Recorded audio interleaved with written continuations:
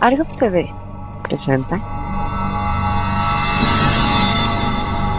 Hola, ¿qué tal a todos? Y bienvenidos los que debaten con inteligencia en esta comunidad.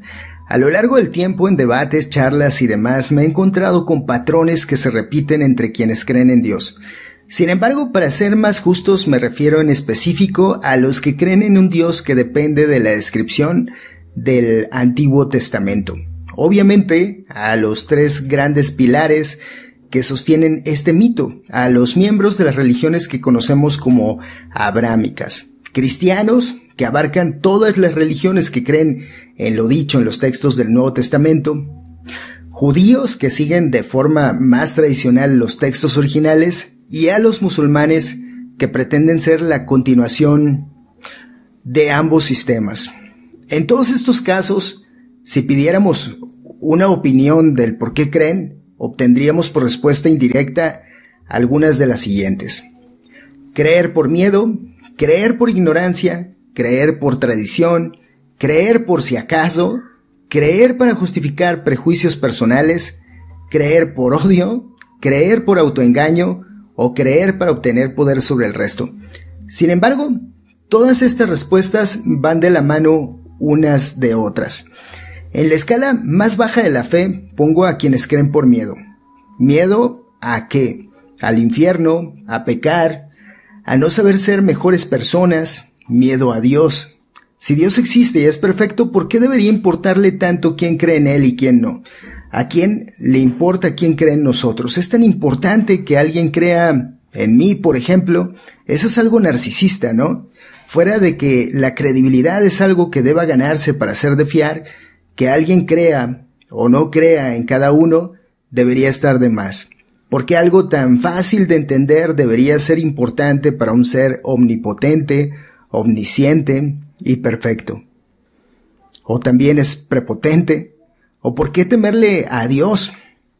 Que deberíamos comenzar por pensar de qué Dios hablamos cuando decimos Dios. Si el consenso general sobre este Dios es que se trata de un ser bueno, pues si es bueno, ¿por qué deberíamos temerle? Además de que estaría de más creer o no creer en Él. Si se trata de un ser bondadoso y además inteligente, debería entender que en un universo donde ha decidido permanecer oculto y donde las leyes físicas le excluyen de la existencia, es comprensible que no se crea en Él. Si no lo entiende, entonces solo hay dos opciones: o no es bondadoso y por lo tanto no es el Dios que se espera, o simplemente no existe. La segunda opción sería creer por ignorancia, o lo que es igual, llenar el vacío informativo con lo que se conoce como el Dios tapahuecos. Una expresión curiosamente creada por los mismos teólogos para definir a la gente que llena sus lagunas de conocimiento, no solo científico, sino de cualquier tipo. ¿Cuántas veces no hemos escuchado cosas como la belleza del mundo es una prueba de que Dios existe, o la vida es algo tan complejo que no pudo darse por casualidad? Lo peor de todo es que esto no solo reduce el campo de acción de este supuesto Dios al avance de los descubrimientos científicos, sino que también se cultiva mediante una ignorancia voluntaria. Algunos, por ejemplo, han decidido que la evolución es un engaño y no se han preocupado por estudiarla solo porque creen que va en contra de su fe. Así no solo evitan la realidad, sino que cultivan y perpetúan la ignorancia que con el tiempo, si tienen éxito, podría volverse crónica. Luego está creer por tradición, que resulta ser algo patético porque expone una total falta de conocimiento sobre el origen de esta tradición, sobre todo si estamos hablando de las naciones del continente americano, porque hablar de tradiciones religiosas en el continente americano resulta realmente ambiguo. La mayoría de las naciones americanas son cristianas porque a nuestros antepasados los obligaron a creer en otro Dios, o de otro modo seguirían adorando otra clase de dioses, y de cualquier forma creer por tradición no significa más que creer por temor o por si acaso. Así pues, creer por si acaso es otra respuesta típica de alguien que realmente siente miedo. Esta clase de gente suele responder, por ejemplo, con la llamada apuesta de Pascal, donde puedes creer en Dios y si existe entonces irás al cielo, y si no existe entonces no perderás nada. Sin embargo está el problema de pensar que el único Dios que existe es el que vive en el cielo, y si ese Dios no es el correcto, o lo que es peor, su versión de este Dios no es la correcta, y si la versión correcta de Dios perteneció a una religión, o peor aún, a un individuo concreto que ya no existe.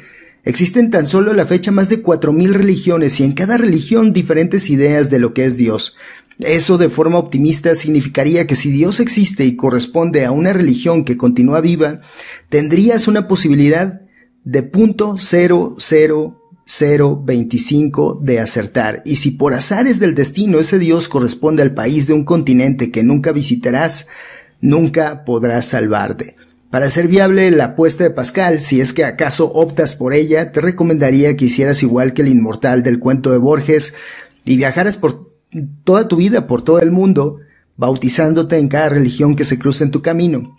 Pero dime si no habrías perdido toda tu vida por miedo y si habría valido la pena un sacrificio tan honesto, pero lleno de terror. Otra opción es creer para justificar prejuicios personales. Desconfío de aquellas personas que saben muy bien lo que Dios quiere que ellos hagan, porque me doy cuenta que siempre coincide con sus propios deseos, dijo alguna vez una importante activista estadounidense de nombre Susan B. Anthony. Y es que se puede tomar de los textos sagrados lo que se nos venga en gana. La Biblia ha inspirado actos desinteresados de amor y fraternidad, pero también crímenes, violaciones, guerras, esclavitud, racismo, genocidio y odio. Sirven muy bien para aplastar minorías y detener el ingenio humano. De ahí entonces la siguiente posibilidad: creer por odio. Y en esto ha sido especialista nuestro mundo. A todos los textos que conforman los cánones de estos 3 pilares religiosos les falta algo que es importante para mantener esa paz y ese amor que dicen promulgar: el respeto a los que piensan distinto. Porque en no pocos casos se cree por una posibilidad más: el deseo de poder. La religión se usa para dominar a otros, y si esto no queda claro, es porque no se quiere ver lo que sucede alrededor. A estos mismos 3 pilares de fe les mueven los intereses políticos o económicos, no importando el tamaño de la iglesia que los representa. Ahora mismo tenemos un mundo dividido por conflictos bélicos justificados por motivos religiosos, y religiosos y creyentes con gran aceptación y credibilidad que exponen teorías conspirativas, que cultivan el miedo, el recelo y el odio. Y es que tal vez muchos de estos líderes carismáticos pertenecen a la última opción, tal vez la más peligrosa de todas, la de los que creen para obtener poder. Porque creer no requiere de pruebas y ya está lo suficientemente extendida la idea de que en la duda se encuentra el error, o de que pedir pruebas de un dicho en materia religiosa equivale a tambalearse en la fe. Se pide una confianza ciega y se usa la amenaza como un instrumento para mantener a raya a los individuos. He pasado por alto aquello de creer por amor, porque en estas 3 grandes ramas religiosas, creer por amor queda descalificado cuando esta fe depende de factores que se anteponen a los sentimientos. Pero no se puede considerar amorosa a una religión que hunde sus cimientos en el racismo, la xenofobia, la misoginia o la homofobia. Es popularmente aceptado que la Biblia, el Corán o el Tanaj son libros que promueven la paz, el respeto, el amor, la misericordia, el perdón o cualquier otro sentimiento positivo, porque estoy seguro de que los judíos ven de forma algo distinta sus textos. Muchos religiosos, sobre todo los cristianos, ni siquiera se han tomado la molestia de leer sus textos sagrados, cuando mucho algún trozo. Muchos ni siquiera podrían distinguir entre un pasaje del Corán o uno de la Biblia. Pero ese no es el mayor problema. El mayor problema se encuentra al abrir el texto. Pertenece a un tiempo, un lugar y un pueblo muy distinto a los nuestros. Comprenderla, al menos como pieza literaria, requiere de adentrarse en su contexto histórico y aún así interpretarla con nuestros ojos como personas de este siglo requiere un esfuerzo adicional. La mitología, el folclore y la historia suelen fundirse en sus páginas y esto genera una gran confusión. No sabemos si aquello que consideramos un personaje mitológico realmente existió, y si en caso de haber existido, hizo algo de lo que los textos nos dicen. En otros casos resulta claro, hablan de tradición, de leyendas propias de un grupo étnico o de cosas que escucharon o leyeron en otros lugares, Mesopotamia y Egipto, por ejemplo. El problema de la Biblia es que no nos dice desde un principio cómo debe interpretarse. Es una colección de libros de varios pueblos, de varias lenguas, de muchos tiempos. Eso es lo que genera confusión entre las iglesias. Aplican sus dogmas según la interpretación que realizan por cuenta propia. Bajo una visión objetiva, el Antiguo Testamento o Tanaj es un libro contradictorio. Los cristianos dirían que Dios lo reveló de acuerdo a las necesidades de los hombres, pero si esto fuera cierto y existiera ese Dios, su perfección podría ser fácilmente puesta en entredicho partiendo de la misma afirmación. ¿Dios es amor? Depende del Dios. Si es Oshun, Afrodita, Eros o Cupido, tal vez. Pero el Dios judío, musulmán y cristiano, no. Al contrario, creer por amor está descartado a menos que te declares como no dependiente de estas tres religiones. Y bueno, estoy consciente de que el tema va a ser polémico, así que a los creyentes les pediré madurez, inteligencia y responsabilidad, sobre todo con la forma en que expresen sus argumentos. No olviden que los comentarios personales, discriminatorios y las agresiones verbales van a ser removidos y reportados.